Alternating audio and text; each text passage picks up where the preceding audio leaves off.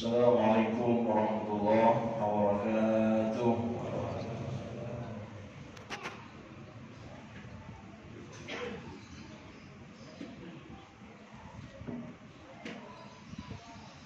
Innal hamdalillah nahmaduhu wa nasta'inuhu wa nastaghfiruh wa na'udzu billahi min shururi anfusina wa min sayyiati a'malina man yahdihillahu fala mudilla lahu wa man yudlil fala hadiya lahu.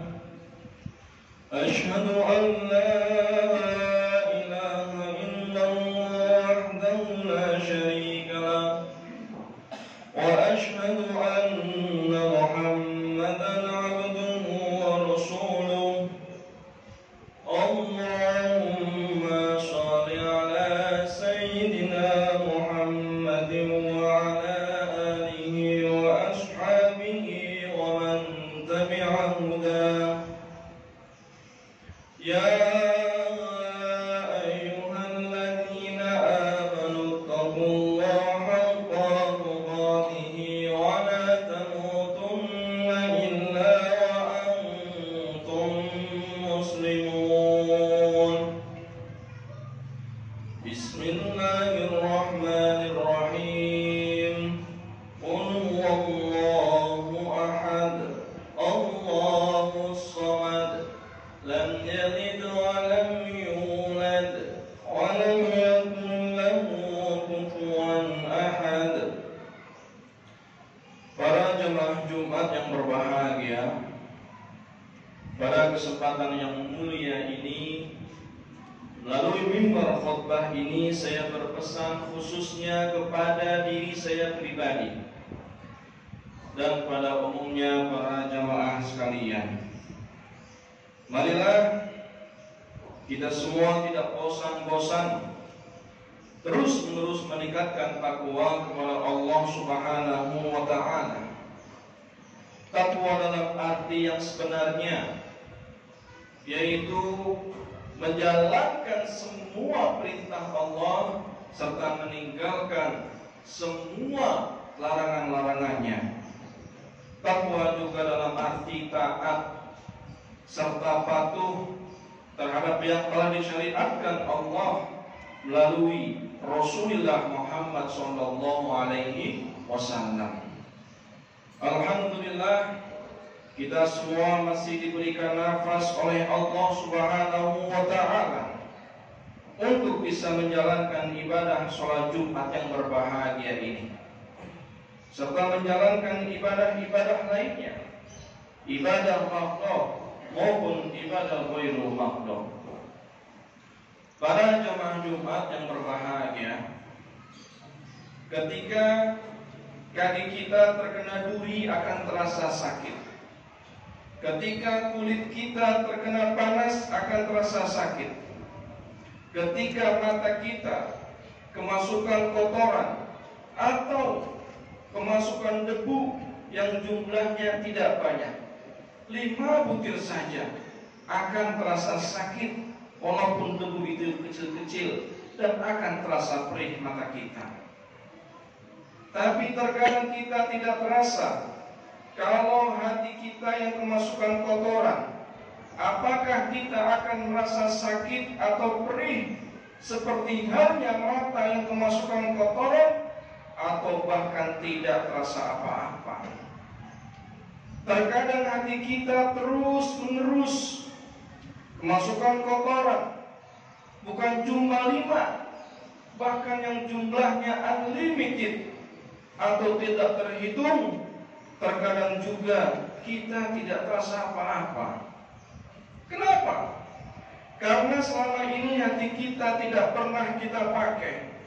Yang kita pakai adalah mata kita, yang kita pakai hidung kita, yang kita pakai mulut kita, yang kita pakai adalah telinga kita, yang kita pakai tangan, kaki. Itu selama ini yang kita pakai.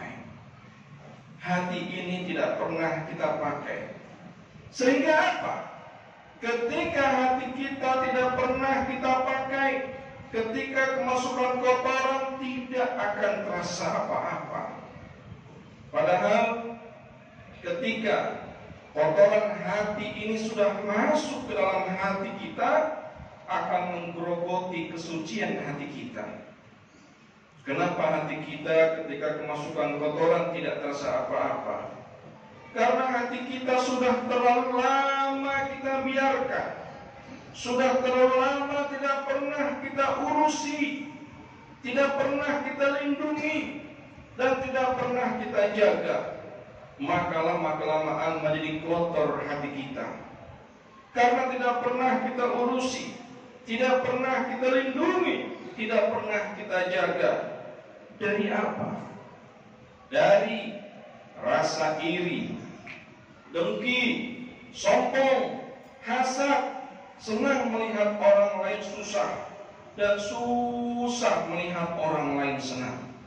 Makanya kalau ada kotoran yang masuk ke dalam hati, tidak terasa apa-apa. Kenapa? Karena sama-sama sudah kotor. Bahkan terkadang hati kita kemasukan kotoran atau tidak kemasukan kotoran, kita tuh tidak tahu. Makanya Rasulullah SAW bersabda, "A'udzu billahi minasyaitonir rajim. La wa inna fil jasadi mudghah, idza salahat salaha al-jasadu kulluh, wa idza fasadat fasada al-jasadu kulluh, ala wa hiya qalbun." Ingatlah bahwa di dalam jasad itu ada segumpal daging. Jika ia baik, maka baik pula seluruh jasad. Jika ia rusak, maka rusak pula seluruh jasad. Ketahuilah bahwa ia adalah hati. Hadis riwayat Bukhari nomor hadis 52 dan hadis riwayat Muslim nomor hadis 1599. Mengingatkan bagian terpenting di tubuh kita itu adalah hati, maka pakai hati kita. Makanya orang sholat itu bukan masalah zahirnya. Memang secara zahir harus betul, secara syariat harus betul, tapi sholat itu masalah batinnya. Siapa yang sholatnya tidak khusyuk, Allah tidak butuh pada sholat kita. Zikirnya betul, menyebutnya bagus, tapi kalau zikir hatinya tidak dipakai, maka Allah tidak butuh dengan gerakan bibir kita. Mengucap kalimat tauhid, mengucap kalimat tasbih, bagus. Itu semua bagus. Bukan itu yang Allah inginkan. Yang Allah pengen hati kita mengagungkan Allah Subhanahu wa ta'ala. Hati kita mentasbihkan Allah, hati kita bersyukur kepada Allah Subhanahu wa ta'ala. Karena manusia itu bukan fisiknya, manusia non fisiknya, yaitu rohnya. Ketika mata kita terkena debu, kita lindungi dari kotoran. Ketika kaki kita terkena duri, kita lindungi dengan alas kaki. Dalam kehidupan ini, hati kita lindungi dari kemasukan kotoran, dari kemasukan penyakit, atau justru kita buka lebar-lebar silakan kotoran dan penyakit masuk ke dalam hati kita. Yang mana saat ini kita lakukan, yang mana selama ini kita lakukan, yang mana setiap hari kita lakukan, masing-masing sudah tahu jawabannya. Para jemaah Jumat yang berbahagia, makanya ketika hati kita baik, mata kita, tangan kita, kaki kita, lidah kita itu akan juga ikut baik. Ketika hati ini sehat dan baik, walaupun mata kita sakit, kita baca Quran 5 juz kuat. Kita melihat kebaikan akan terasa senang. Tapi kalau hatinya yang sakit, walaupun matanya sehat, melihat jarak jauh bisa, melihat jarak dekat bisa. Ketika melihat Al-Quran, pasti mata kita langsung ngantuk, begitu luar biasa. Ketika melihat kebaikan tidak rasa senang. Contoh, ketika membuka Al-Quran lalu membaca ta'awud, A'udzu billahi minasy syaithanir rajim. Di situ langsung setan datang berbisik di telinga kita. Kamu berlindung kepada Allah dari godaanku, kata setan. Cuma bibirmu yang berlindung, tetapi hatimu tidak berlindung. Di situ setan langsung mengelilingi kita. Kita membaca basmalah. Bismillahirrahmanirrahim. Alif lam mim. Dzalikal kitabu la raiba fih. Baru baca 2 ayat, kita langsung terasa ngantuk begitu luar biasa.